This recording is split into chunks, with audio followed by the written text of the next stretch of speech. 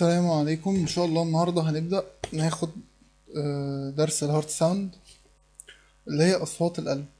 القلب يا جماعه لما يجي بينقبض مع كل انقباضه وانبساطه في فالف بتفتح وفالف بتقفل. الفالف لما بتقفل بتعمل صوت، يعني عارفين كأنك عامل زي السقف كده بالظبط. يعني ايه؟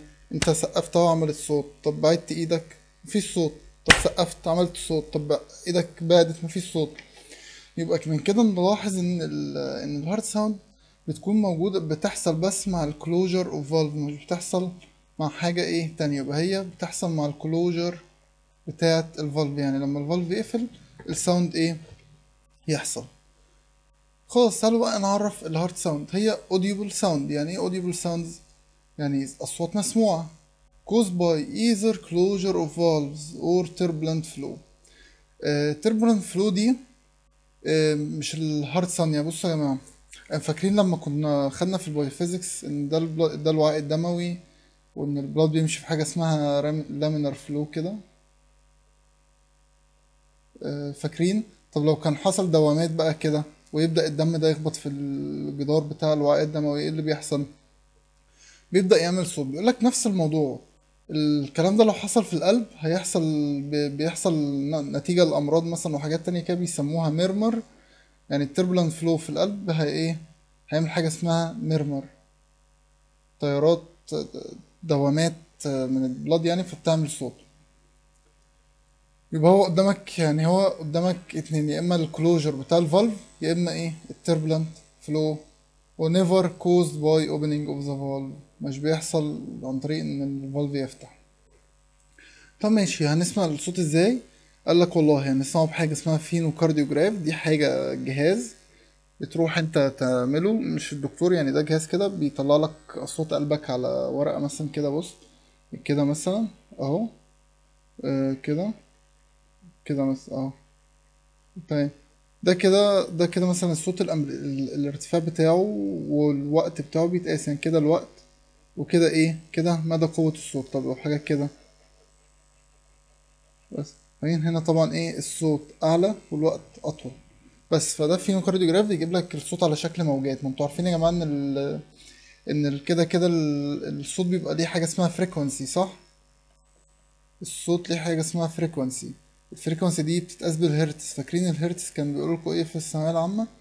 الهرتز ده اللي هو عدد التذبذبات او السايكل بير مينيت يعني. يعني دي كده لو افترضت انك بادئ من هنا مثلا، يبقى كده ايه سايكل مثلا، وهكذا وكده يعني. تمام. فبالتالي الهرتز دي الفريكونسي بتاعها او الارتفاع بتاع الصوت. وتاني حاجة بقى ممكن نسمعه بالاستيثوسكوب. الاستيثوسكوب ده اللي هو سماعة الطبيب، ان الطبيب يحط السماعة على الصدر بتاع العيان في مناطق معينة ويسمع. طيب كده احنا خدنا مقدمة بسيطة عن اللي هو ايه، عن الهارت ساوند. تعالوا بقى نشوف، نبدأ بالفيرست هارت ساوند. أول حاجة احنا عندنا 4 هارت ساوند، منهم 2 بيتسمعوا و2 ما بيتسمعوش. أول 2 اللي هو الفيرست والسكند هيتسمعوا، آخر 2 مش بيتسمعوا. تمام. فتعالوا نبدأ نشوف الفيرست هارت ساوند ايه هو. أول حاجة هنبدأ بالكوزز بتاعت الفيرست هارت ساوند. والله يا جماعة لا، احنا القلب بشكل عام متقسم عندنا لحاجتين. ايه هما؟ القلب بشكل عام متقسم ل اتريوم هنا وفنتريكل هنا. فاكرين الكاردياك سايكل كان ايه اللي بيحصل؟ الدم بيجي عن هنا كده، بيدخل عن طريق الفينز، البلمونري فينز لو في الليفت، او السوبيريور فينا كيفا والانفيريور فينا كيفا في حالة الرايت هارت. ويبدأوا يدخلوا يملوا الاتريوم، شوية دم تتجمع، تبدأ تفتح الفالف ده كده وتبدأ ايه تملى هنا علشان تملى الفنتكل عشان ينقبض ويزق الدم ايه للجسم. تمام. خلاص هنا ملا والاتريوم انقبض وزق الدم، والدم خلاص وصل هنا كده. تمام كده اهو. تمام. طب ايه اللي يحصل بقى؟ يبدأ الفنتريكل ينقبض. طب مع بداية الفنتريكل لما ينقبض ايه اللي يحصل؟ اللي يحصل ان اللي يحصل ان الفالف ده يقفل. طب لما يقفل بقى، بص كده الفالف ده كان، يعني هو كان ايه، كان كده صح؟ كان كده. الفالف ده يقوم داخل كده وده داخل كده، تحس ان هو كأنه بيسقف، كأنه ايه هيسقف. طب ماشي حلو، فقفل كده. القفلة دي المفروض واحد يقول لك خلاص يبقى القفلة هي اللي بتعمل الصوت، عشان كده مسمينها ايه؟ فالفولار. والله الكلام ده مش صح قوي. بيقول لك ليه بقى؟ بيقول لك ليه القفلة، ليه التسقيفة دي او ما بتعملش صوت؟ بيقول لك لان هنا بيبقى فيه بلاد، وهنا كده بيبقى فيه خلايا دم. تمام؟ خلايا الدم مع خلايا الدم لما يجي يسقفوا مع بعض هيمنعوا الصوت. يعني انت عارف كأن هما اتنين ليكويد مع بعض، هتيجي تلزقهم في بعض كده، فبالتالي ايه؟ كمية الصوت هتقل خالص. طب يا دكتور ايه اللي بيعمل الصوت؟ ايه يعني انت بتقول لنا فالفولار كوز ان هو بيقفل، فبالتالي في صوت بيحصل. قال لك ما هو بص بقى،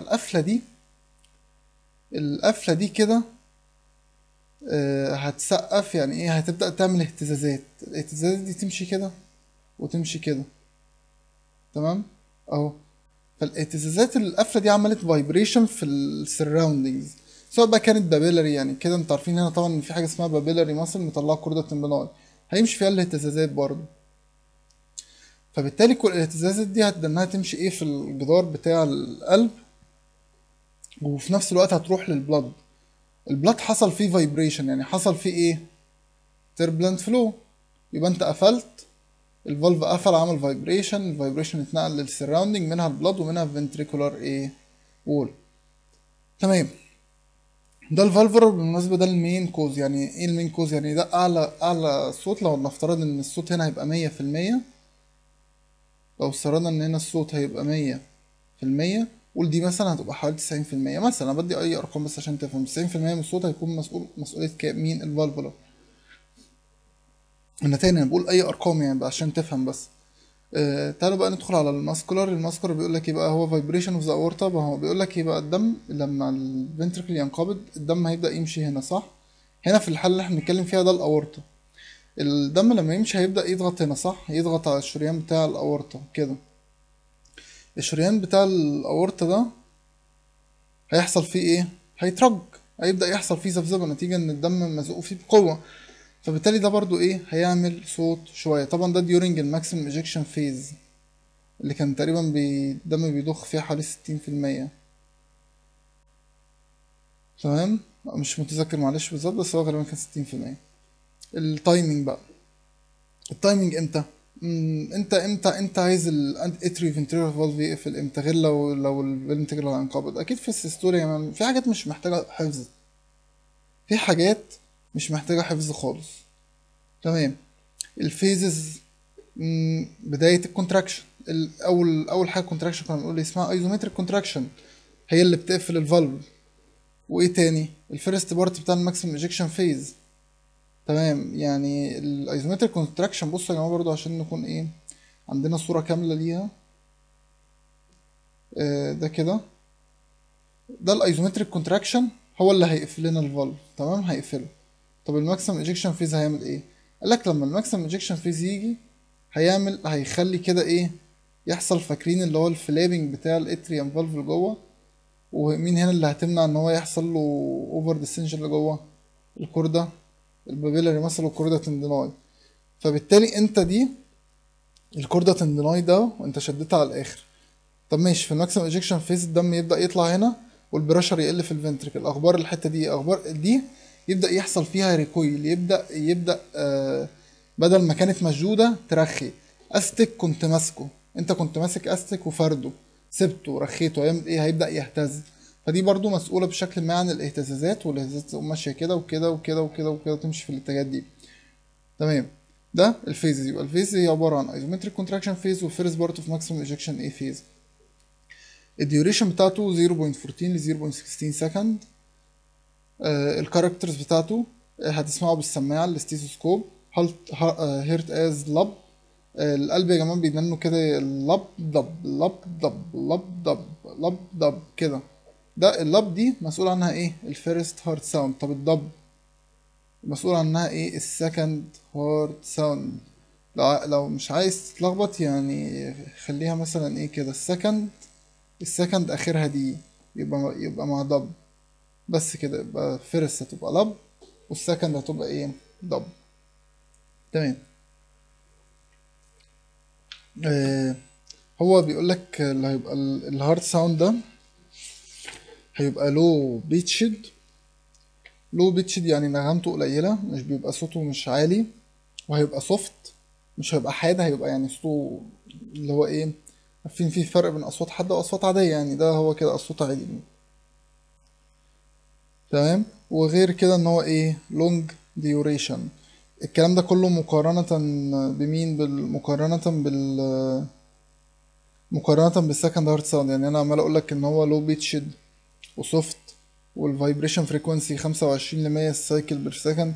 كل الكلام ده انا عمال اقارنه بالايه، بالسكند هارت ساوند. انا عشان تفهم الحاجات دي ليه كده، يعني ماشي، عشان تفهم ده ليه لو بيتشد وده ليه لونج ديوريشن وليه الفريكوانسي كده، هضطر هفسر لك ليه السكند كده، فبالتالي ده يبقى عكسه. فاهم؟ فيعني ايه الحتة دي ان شاء الله كده. بص الحتة دي كده هتفهمها لما اشرح السكند ايه هارت ساوند. ايه السايت اوف بيست هيرنج؟ بص، هو مش احنا اتفقنا ان الفايبريشن بيبدأ يتحرك؟ اتفقنا كده ان الفايبريشن بيبدأ يتحرك كده، صح؟ وكده وكده. الفكرة ان بيقولك احسن حتة تسمع فيها الصوت ده. والله انت ممكن تسمعه في كذا حتة، بس هو هنا السؤال بيقولك البست. يعني ايه فين اعلى حتة تسمع فيها الصوت؟ يعني اعلى الصوت هيكون فين؟ قالك الميترال كومبوننت، يعني الصوت بتاع الميترال فالف هتسمعه فين؟ في الفيفث ليفت انتركوستال سبيس. طبعا انتوا المفروض خدتوا اناتومي وعارفين فين الايه، هو ايه اللي في الفيفث ليفت انتركوستال سبيس؟ اد الميد كلافيكولار لاين، اللي هي هنا كده تقريبا، كده يعني. النقطة دي كده، الحتة دي الرسمة اللي في كتاب. طب دي بيبقى فيها ايه؟ دي بيبقى فيها الايبكس بتاع الهارت. يعني انت لو افترضت، انتوا عارفين ان الهارت اصلا بيترسم كده، صح ولا مش؟ اكيد لازم تكونوا خدتوا حاجة زي كده يعني. وده كده هنا طالع الاورطة، وهنا طالع البرونزر، وهنا كده في ايه السبتم. ده الايبكس اوف ذا هارت. بيقول لك ان الذبذبات دي بتتنقل، هي بتتنقل في كل القلب، بس بيقول لك بتتنقل بصوره حلوه قوي عند الايبكس بتاع الهارت، فبالتالي ده احسن مكان تسمعه فيه. طب الترايكاسبيد فالف، انت هنا صح؟ لا معلش انا اسف، هي دي انا ملخبط، انا اسف معلش. آه هنا هيكون الايبكس. يعني انت لو افترضت ان القلب هنا كده اهو، معلش كده بس هحاول ارسمه كده. لو افترضت ان القلب هنا ده كده ايه الايبكس بتاع الهارت، انت هتسمعه هنا. يبقى هو فين؟ في الفيفث ليفت انتركوستال سبيس، لانك انت بتقيس في الليفت فنتركل، ده مايترال كومبوننت، مايترال فالف ده في الليفت سايد.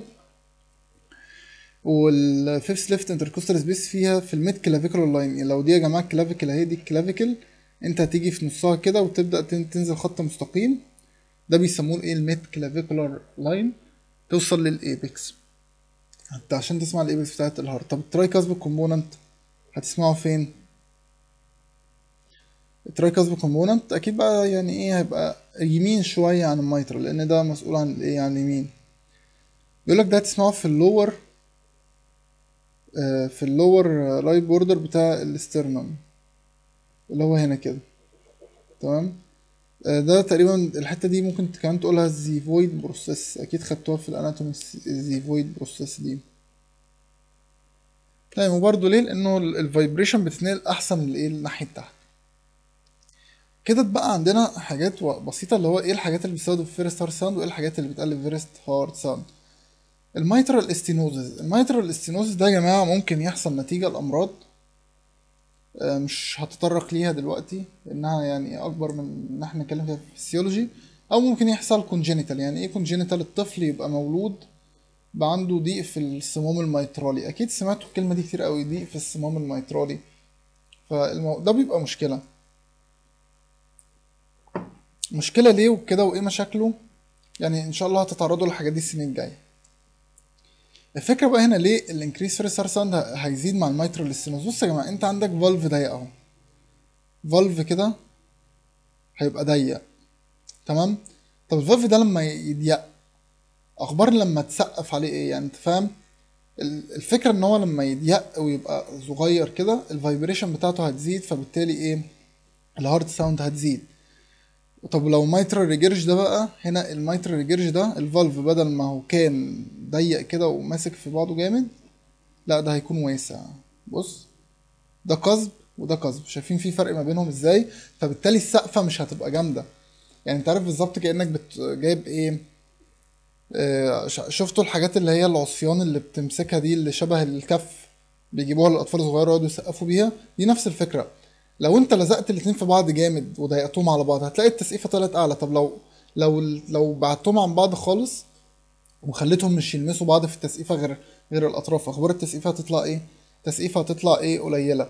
يبقى هنا لما هنا ده بيقفل الاتنين جزء كبير، يعني لو افترضت إن ده كده مثلا أهو كده، دول هيخبطوا في بعض في الاستينوزس. طب فبالتالي الجزء ده كده كله عمال إيه؟ يسقف. طب في الريجرج، بص الريجرج هيبقى كده مثلا، شوف الحتة دي بس اللي هتسقف. انتوا في رأيكم أنهي تسقيفة هتطلع أعلى؟ أكيد دي. فبالتالي الميترو ستينوزس فيه زيادة في الهارت إيه؟ ساوند. التاكي كارديا، ليه التاكي كارديا؟ انت زودت الهارت ريت، القلب دق بسرعه، الدم جري بسرعه، تربلنت فلو، فبالتالي ايه؟ هيزود الفيرست هارت ساوند وهيزود الفايبريشن بتاعت الفنتريكال وول. البرادي كارديا العكس يعني. السنشست، انت ايه رايك؟ ايه رايك هنا واحد اوبيس عنده فات كتير، حطيت السماعه في فات حجب الصوت، ما انت اهو لو افترضت ان ده هنا القلب، وهنا عندك واحد عنده كل ده كميه دي كل دي فات، وده هنا قلب واحد رفيع خالص يعني جلد على عظم زي ما بيقولوا، هتسمع انت متوقع ان الصوت هيعدي هنا هتسمعه احسن ولا يعدي هنا؟ اكيد يعني هنا هيعدي احسن وهتسمعه احسن يعني. تمام، يعني دي حاجه فيزيكال، دي مش حاجه يعني ايه، مش اللي هي يعني لها تفسير خالص يعني. الهايبر دايناميك سيركيوليشن، ايه بقى قصه الهايبر دايناميك سيركيوليشن يا جماعه؟ بصوا انتوا الدم المفروض بيكون ماشي بسرعه محدده في الجسم، تمام؟ في بعض الامراض بتخلي الدم يمشي بسرعه، زي ايه؟ زي الانيميا مثلا. الانيميا الدم بيبدأ يمشي بسرعة ليه؟ الانيميا يا جماعة الهيموجلوبين قل. لو تفتكروا في البلد الهيموجلوبين كان مسؤول بنوعا ما عن الفيسكوستي. طب الهيموجلوبين لما قل اخبار الفيسكوستي قلت، فبالتالي السيولة بتاعة الدم زادت، فبالتالي هيجري لان الريزيستنس المقاومة هتقل.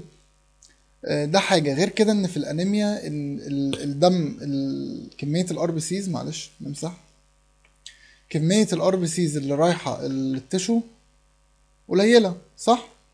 طب اخبار الاوتو اللي رايح للتشو ايه؟ قليل. فبالتالي التشو ده يقوم باعت للهارت يقول له يا عم انت اشتغل انا محتاج دم. فبالتالي الهارت هيزود الريت بتاعه، هيزود قوته، فبالتالي يزق الدم بقوة اكتر وبسرعة اسرع. فبالتالي ايه؟ يبدأ يحصل هايبر دايناميك سيركيليشن. طب الدم لما يمشي بسرعة اخباره تخبيط، اخبار تخبيطه جوه القلب ايه؟ التخبيط بتاعه هيزيد. طب الفايبريشن اللي هيعمله على الوول بتاع القلب ايه؟ هيزيد. فبالتالي كل ده هيعلي ايه؟ الهارت ساوند. والهايبودايناميك سيركيوليشن العكس صحيح. هايبودايناميك ممكن مثلا تحصل في حالات ان القلب يتعب كده يعني. الهايبر تنشن، الهايبر تنشن الهايبر تنشن ليه الهايبر تنشن يا جماعه؟ بصوا الهايبر تنشن ده الاورطه اهو، وده الفنتريكل اهو. فاكرين لما قلت لكم هنا ان في الانسان النورمال الطبيعي ان المفروض هنا يبقى فيه 80 ملم اتش جي في الدايستول، والفنتركل محتاج يولد قوه اكتر من 80 ملم اتش جي عشان الدم يتزق في الاتجاه ده. طب في الهايبرتنشن ال 80 دول مثلا بقوا 100. اخبار القلب هيعمل ايه؟ القلب ده هتلاقي اول حاجه كبر كده، ربى عضلات، وبالتالي هيبدا ينقبض اكتر.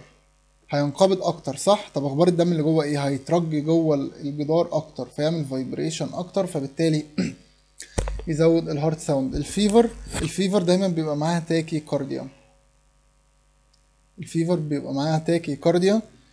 ليه؟ لان الفيفر دي سخونيه، السخونيه هتزود التمبريتشر. فاكرين التمبريتشر بتعمل ايه؟ بتزود الميتابوليك رياكشن. طب الانقباض بتاع القلب والالكتريستي والحاجات دي كلها ايه؟ دي عباره عن كيميكال رياكشن، فبالتالي هتعمل ايه؟ تاكي كارديا.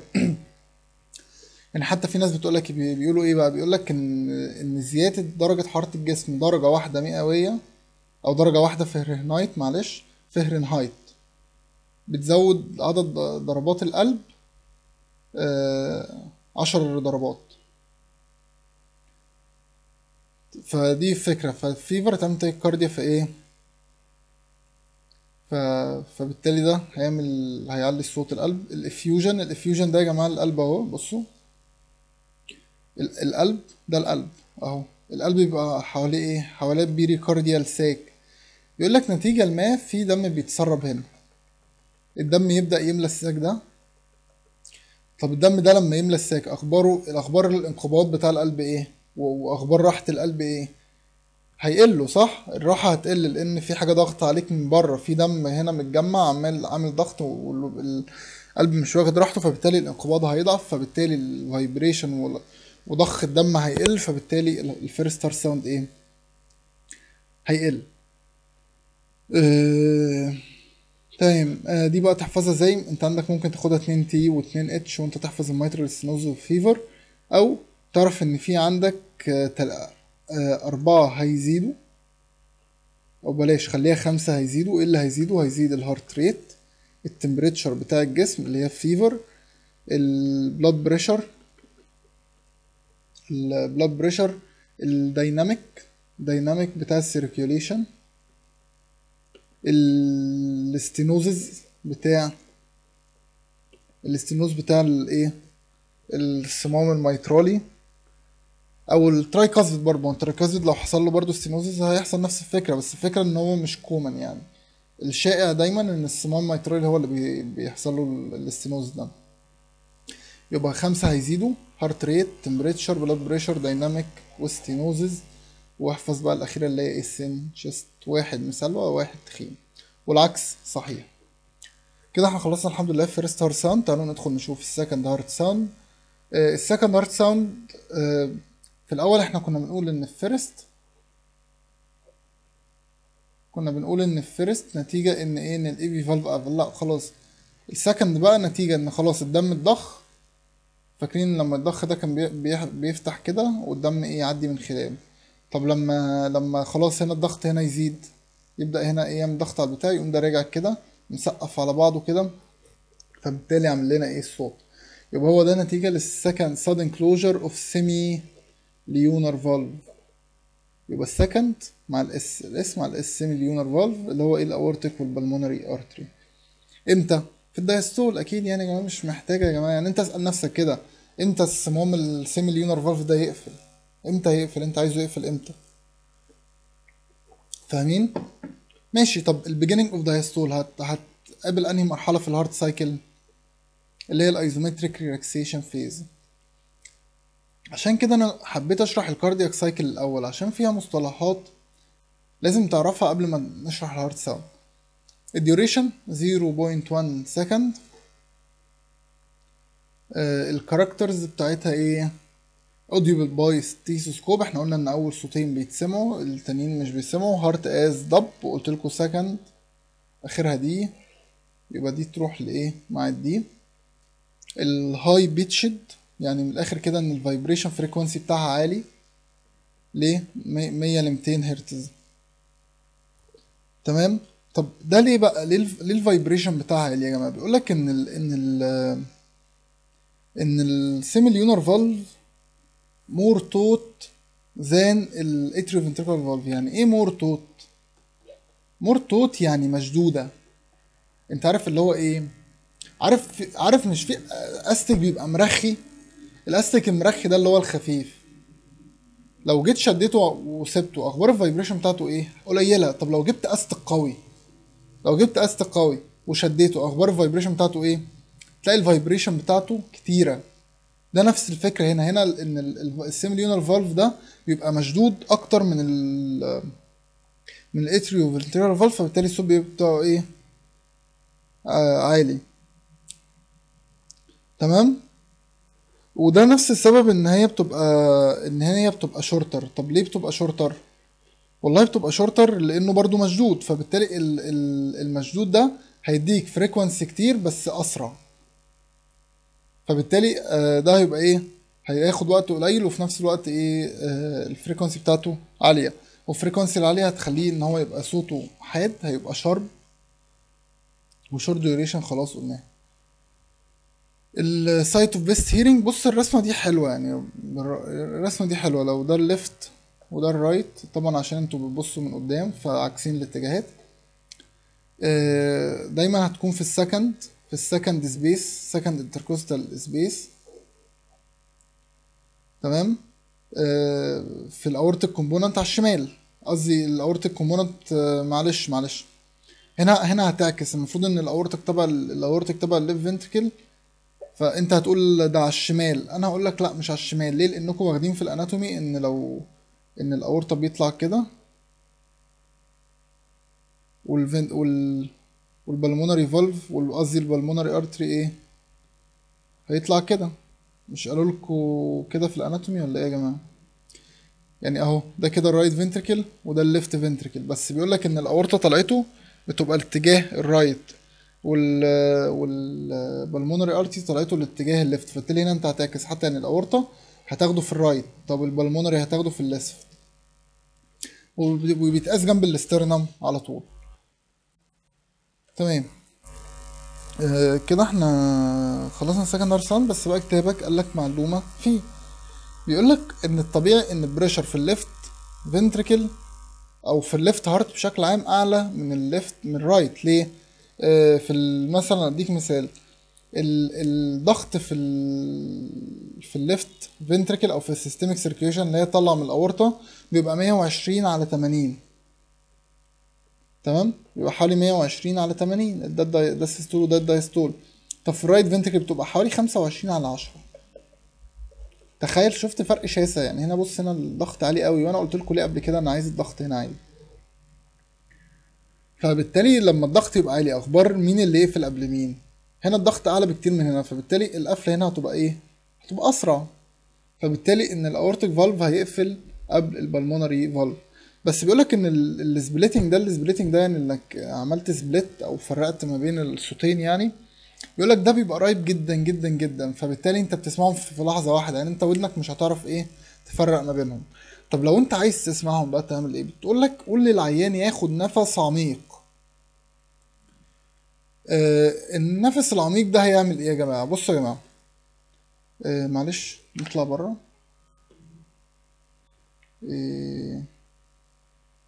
اهو. النفس العميق ده يا جماعه يعمل ايه؟ دلوقتي احنا عندنا اللنج اهي، اعتبر معايا ان دي اللنج، واعتبر ان هنا في هارت، وفاكرين هنا في ايه؟ هنا في بلوره. المهم ايا يكن بلوره. الكلام ده هناخده في شابتر الريسبيريشن ان شاء الله. بصوا يا جماعه، البلوره دي ضغط على القلب. تمام، البلوره دي بتعمل ضغط على القلب. طب انت ايه اللي يهمك؟ انهي جزء اللي يهمك في القلب؟ انا اللي يهمني الرايت اتريوم. وايه تاني يا دكتور؟ السوبيريور فينا كيفا. وايه تاني يا دكتور؟ الانفيريور فينا كيفا. انتوا بقى ايه ده يعني؟ لو انت فكر كده بسرعه، انت ايه دول ايه بالنسبه لك؟ حاول تجيب في دماغك كده. اوكي ماشي. دول يا جماعه مدخل الدم، دول مدخل الفينس ريتيرن. ان الدم بيرجع للدم، اللي هو الدم يعني اللي هو الدم اللي في الاورده، قصدي اللي في الاورده اللي هو في الفينز يعني، بيرجع للقلب خلال دول من خلالهم. طب ماشي يا جماعه، دلوقتي انت اثناء الريسبيريشن ايه اللي بيحصل؟ اثناء الريسبيريشن اللنج بيحصل لها اكسبانشن. اللنج بيحصل لها ايه؟ اكسبانشن. تمام. طب البلوره دي ايه اللي بيحصل فيها؟ لحد ما نوصل يعني، لحد ما تاخدوا الريسبيراتوري سيستم، اعرف ان البريشر بيقل فيها. طب البريشر قل فيها، البريشر قل فين؟ البريشر قل في دول، صح؟ البريشر قل. طب ايه يا دكتور انت عايز توصل لايه؟ هقول لك انا عايز اوصل لايه. فاكرين يا جماعه لما قلت لكم ان الدم بيرجع من الفينز للرايت اتريوم؟ افترضت يعني ان ده الرايت اتريوم وده الرايت فنتريكل، بيرجع بفرق الضغط. يعني لو هنا في بي 2 وهنا بي 1، لو انت قللت بي 2 يبقى الدلتا بي هتزيد، صح؟ الدلتا بي هتزيد يعني. نفترض ان بي 1 كانت 5 مثلا، وبي 2 الطبيعي بتاعها كان 2، يبقى الدلتا بي هتساوي كام؟ 3. انت اثناء الريسبيريشن خليت الاثنين دي بقت 1، قللتها، طب يبقى الدلتا بي هتبقى كام؟ 4. يبقى فرق الضغط هيزيد، وبالتالي الدم اللي راجع للقلب ايه؟ هيزيد. حلو قوي. دي كده نقطة. نفس النقطة يا جماعة في الليفت فنتريكل. انت الأوردة في دم راجع من اللنج للايه؟ للرايت، للليفت ايه؟ اتريوم. طب انت قللت هنا البريشر، صح، زائد ان الريسبيريشن ده هيعمل ايه؟ هيعمل فازو دايلاتيشن في الاورده بتاعت اللنج، تبدا توسع ليه؟ لان الضغط قل، فبالتالي هتبدا تستوعب دم اكتر. المهم انت قللت هنا البريشر صح، وهنا البريشر كان ثابت، يبقى هنا بي واحد وهنا ايه مثلا بي اتنين. بي واحد مثلا وليكن المفروض هنا الضغط يبقى قل عشان الدم يرجع كده، قول مثلا ده كان اتنين وده كان خمسة. انت دلوقتي لما في الاسبيريشن قللت ده قللت ده، قول مثلا بقت تلاتة، يبقى في الاول معلش في الاول خمسة ناقص اتنين كان كام؟ الدلتا بي كانت تلاتة. طب بعد ما عملت الريسبيريشن الدلتا بي بقت كام؟ تلاتة ناقص اتنين هتساوي كام؟ واحد. يبقى انت قللت الدلتا بي، يبقى اخبار الدم اللي راجع من اللنج للليفت ايه اخباره؟ قل صح. طب اخبار اللنج اللي كان طالع من السيركيوليشن الرايت اتريوم زاد ليه؟ بصوا يا جماعه يعني من غير رغبطه خالص، ادي القلب اهو، ادي القلب اهو، حلو.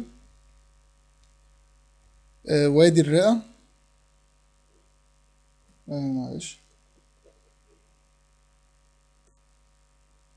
ايه اوكي كده.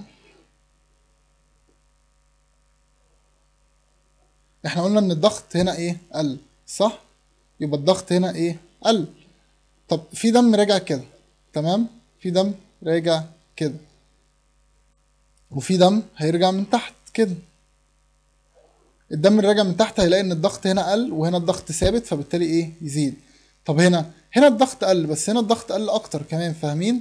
وغير كده ان الفازو دايلاتيشن ده، الفازو دايلاتيشن اللي حصل مع الاوعيه، ان حصل ديستنشن للبلاد فيزل، هياخد دم اكتر. يعني انت فاهم ايه؟ دلوقتي الوعي الدموي نفترض مثلا كان بياخد 100 مللي دم وبيرجع 100 للقلب، حلو قوي. طب انت عملت له فازو دايلاتيشن، ايه اللي حصل؟ قال لك خلاه ياخد 150 مللي ويرجع 50 مللي ايه؟ للليفت فنتركل، فبالتالي الدم اللي هيروح للليفت ايه؟ اتريوم هيقل. طب اللي رايح للرايت اتريوم هيزيد. يبقى من الاخر كده ترسم رسمه كده بس جنب جنب الحته دي كده، تعمل هنا هيزيد وهنا ايه؟ هيقل. بس ده اللي انا عايز اوصله لك من ده كله يعني. تمام. فبيقول لك ايه بقى؟ تعالى نقرا. بيقول لك increase the venous return to the right side to of the heart due to negative intracellular pressure. قلت لك ان النيجاتيف يعني ليه نيجاتيف؟ نيجاتيف معناها يا جماعه انه قل عن الضغط الجوي. الضغط الجوي حوالي 760 ملم اتش جي. انت الجسم بتاعك المفروض جواه ضغط، يعني المفروض انت متعرض للضغط الجوي، فبالتالي بيقول لك ايه؟ قال له خلاص يبقى الضغط الجوي بالنسبه للانسان صفر. طب قليت عن الضغط الجوي في جسم الانسان يبقى سالب. طب زدت يبقى موجب. تطبيق حلو قوي كمان عايز اقوله لك، بس انا ما كنتش راضي، بس هقوله لك كده عشان تبقى ايه؟ تبقى برنس يعني. الضغط بتاعك كمان مش احنا بنقول 120 على 80؟ ده الضغط اللي اعلى من الضغط الجوي. بمعنى يعني ايه ده؟ المفروض تقول كده بوزيتيف 120 على بوزيتيف 80. بمعنى ايه؟ بمعنى اصلا ان انت الجسم الانسان لو افترضت، لو انت جيت تقيس الضغط الابسي يعني المطلق بتاعه، هتلاقي ان هو 760 زائد 120 في حاله السيستول يبقى كام؟ 880. طب ليه احنا لغينا ده؟ لان انت اوريدي، لان الارتري بتاعك معرض للضغط الجوي. فهو يعني ايه؟ بص كانك بتقولي بالظبط، يعني دلوقتي اهو ده كده شريان اهو، هو معرض كده للضغط الجوي اللي هو 760 ملم اتش جي، وفي نفس الوقت بيعمل 760 ملم اتش جي زائد 120، يبقى هو قال يعني الضغط الجوي ب 120. فانت من الاخر عشان يريحوك يعني لغوا دي مع دي وايه، وقال لك خلاص يبقى 120 على 80. طبعا ال 80 دي هتبقى ايه؟ الدايستول. ده معناها النيجاتيف انترا باللور بريشر. نيجاتيف بريشر هنا مش معناها ان البريشر بالنيجاتيف، مفيش حاجه اسمها بريشر بالنيجاتيف، الفكره ان هو اقل من الضغط ايه؟ الجوي يعني. في المهم ايه؟ فبيقول لك فبالتالي الفيلينج اوف رايت فنتريكل هيزيد ليه؟ لان الدم اللي راح زاد، تمام. فطب لما انت تودي دم زياده للرايت فنتريكل، الدم الزياده ده هيفضى في قد ايه؟ هياخد وقت اطول. طب اخبار الليفت فنتريكل ايه يا جماعه؟ طبعا نشوف الليفت فنتريكل اخباره ايه. هنا بيقول لك اللنج اكسباند during inspiration وريتين مور blood نتيجه نتيجه اللي هو الاتساع الديستنشن بتاع او الفيزلز اللي فيها، فبالتالي الدم هيقل ايه؟ للليفت فنتريكل. يبقى بص اهو، يبقى انت عندك كده كده اهو. هنا عندك دم كتير وهنا عندك ايه؟ دم قليل. انت في رأيك انهي واحد هياخد وقت اطول؟ انهي واحد هياخد وقت اطول عشان يفضي؟ اكيد اللي فيه دم كتير اللي هو ده. طب وده؟ ما ده هيفضي بسرعة يا جماعة، يعني بص اهو، ده هيفضي بسرعة. تعالوا بقى نرسم الفنتركل بس اهو كده. انا كده بس ايه، رسم رسمة الفنتركل بس. انت ده مليان خالص اهو وده مليان كده، الاتنين هينقبضوا في نفس الوقت. ده عمال يفضي لسه الدم مفضيش، ده في تكة واحدة فضى، فبالتالي اول ما يفضي البريشر هيقل في الاورطة، في حين ان ده لسه عمال يفضي، فهنا في بريشر عمال يتزق. يبقى ده اول بمجرد ان البريشر يقل البريشر هيقل في الليفت فنتركل اقصد، فبالتالي ايه يحصل ايه؟ ال الفالف يقفل. عشان كده بيقول لك ان الليفت فنتركل هياخد وقت اقل ان هو يفضي، فبالتالي الاورتيك فالف هيقفل ايه؟ بدري عن الرايت فنتركل اللي فيه كميه دم كبيره، علشان هياخد وقت اطول عشان ايه؟ يفضي. فبيقول لك ايه بقى في الاخر؟ بيقول لك during الانسبيريشن السبليتنج هيزيد نورمالي. ليه قال لك نورمالي؟ بيقول لك يعني ده حاجه فيسيولوجي مش حاجه باثولوجي، ده فيسيولوجي، ده نورمال خالص ان كان بيه تمام. طب ممكن يحصل العكس؟ قال لك يعني هل ممكن يحصل ان الاورتيك فالف يقفل قبل البلمونري فالف؟ قال لك اه. بيقول لك في حالات، اي حالات تعمل ديلي للكلوجر بتاع الاورتيك فالف، لو انت اخرت الديلي بتاع الاورتيك فالف الكلوجر بتاعه هيخلي البلمونري فالف يقفل ايه؟ قبليه. وبالمناسبة ده كمان بيسموه حاجة تانية، بيسموها ايه؟ بارادوكسيكال سبليتنج. بارادوكسيكال سبليتنج يعني ايه بارادوكسيكال؟ على عكس المتوقع. يعني احنا عارفين ان الفسيولوجي الطبيعي ان الليفت بيقفل قبل الرايت، هنا حصل العكس. طب ايه السبب؟ السبب هنا بقى باثولوجي، هنا ده مش بيحصل تقريبا نورمال، يعني مش بيحصل نورمال، ده بيحصل نتيجه الباثولوجي. منها ايه؟ بيقول لك منها الاتر اورتيك فالف ستينوزز.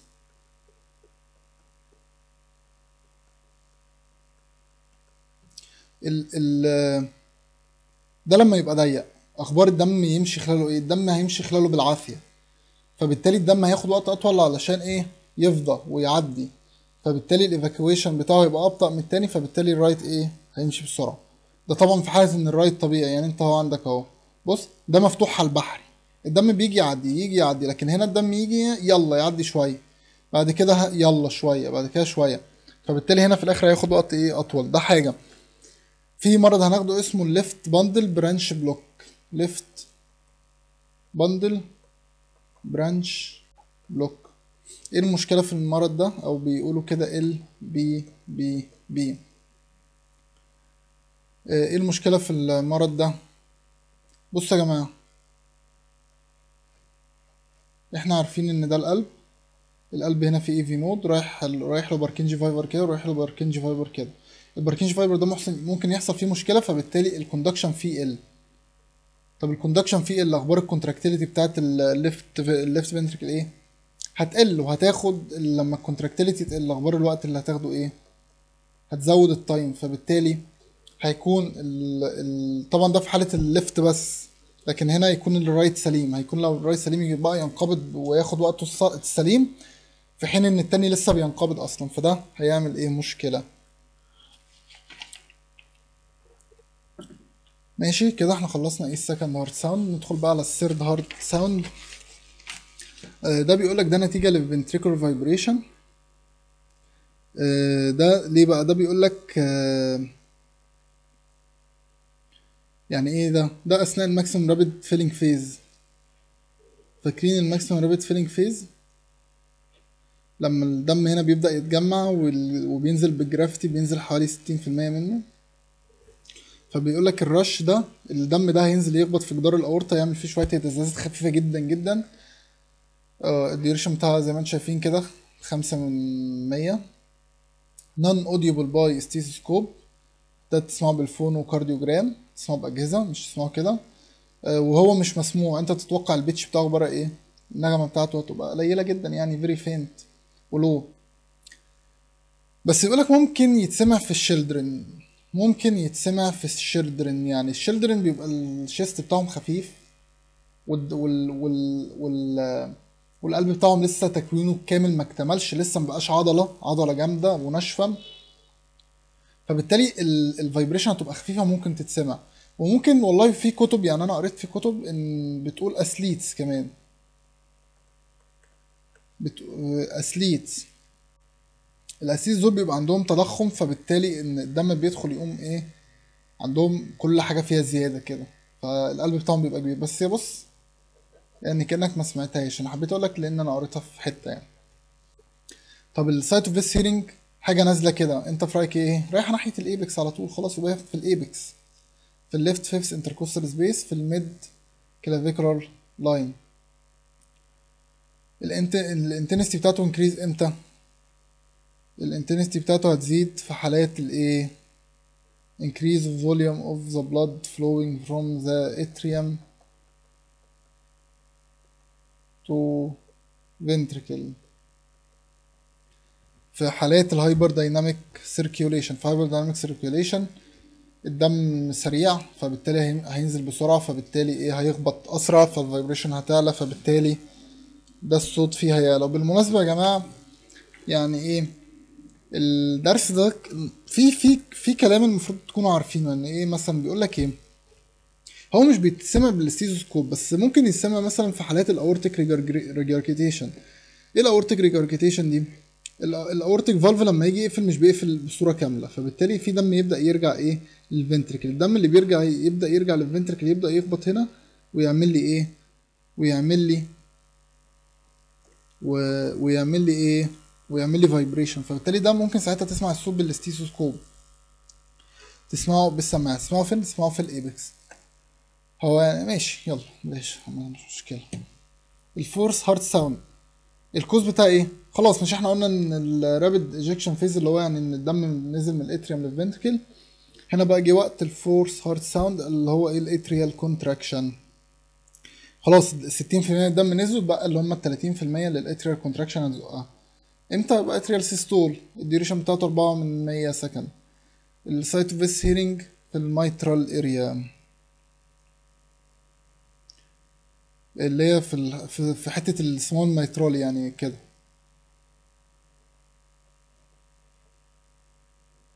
في الجزء ده كده، تمام، في الميترال اريا. ليه؟ لانه الدم نازل كده عمال بيخبط كده وبيخبط كده، فبالتالي عمال يعمل فايبريشن في المنطقه دي.